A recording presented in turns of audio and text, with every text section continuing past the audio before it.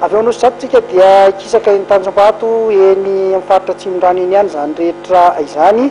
Nanomboka ao Malasabotsy ihany koa ny tournoi Bertin izay fanana misandrahaka amin'ny taranja maro ka ao Malasabotsy no misokatra amin'ny fomba ofisialy izany fanana izany izay fedina ny amboaran'ny fahaleovantena. Nisokatra amin'ny fomba ofisialy io Omaly Asabotsy teny amin'ny faritra Tanjombato iny ny fananana vaovao izay karakarain'ny groupe Bertin izay entina indrindra ampandroso ny tanora eny amin'ny faritra Atsimondrano iny. Taranja baolina kitra, basketball, taranja baolina lavalava, taranja ady tondry ary ny taranja maro samihafa no isokafany izany fananana izany.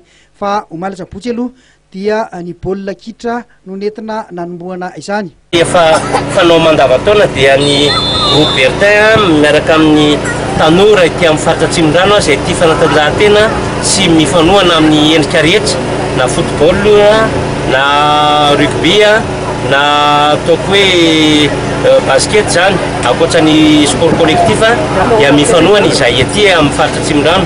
Ny any amin'ny faritra hafa zany dia efa nanomboka ny commune na Karobato ny any Ambavaditokana ny any amin'ny faritra maro rehefa hoe commune eto Atsimondrano dia mifanohana izay anomboka kosa ny Bogatsara na Pitso.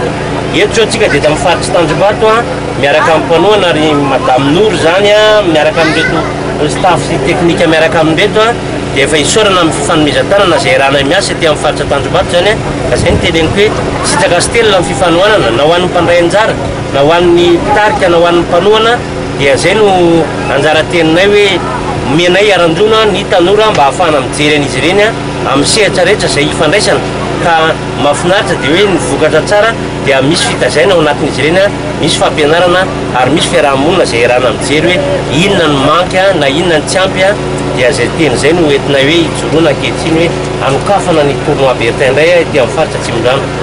Isan'ny miara-miasa amin'ny groupe Bertin amin'izao fampandehanana ny fanatanjahantena eny Atsimondrano izao ihany koa i Dokotera Noro izay misahana amin'ny lafiny maro ny fampandrosoana ny tanora.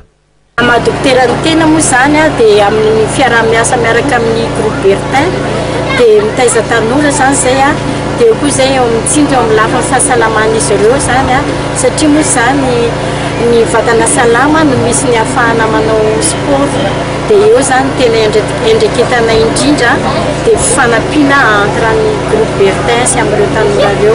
Manao ny fahitanao ny lafin'izay fanatanjahantena izay raha ety amin'ny faritra Tanjombato ety fahitanao an'ireo tanora zany amin'izay lafiny sport. Tena mavitrika be ry zareo amin'ny lafiny fanatanjahantena satria rehefa revo ny asa andavanandro dia mba any amin'ny fanatanjahantena miala voly. Araka izany dia hitohy amin'ny faran'ny herinandro zao avokoa ny fananana rehetra ao anatin'ity fedina ny amboaran'ny fahaleovantena izay karakarain'ny groupe Bertin ity. Dia izay ihany koa tompo lasy tompo vavy no mamarana ny fiarahantsika amin'ity hariva ity isaorana betsaka ianao tany tokantrano tany nanaraka hatramin'ny farany ny fandaharana mahery. Isaorana ihany koa ny namana teknisianina miara-miasa teo ny namana Bosco Solomenjanahary sy ny namana Antina Patrika izay niaraka tamintsika tamin'ity androany ity. Veloma tompoko.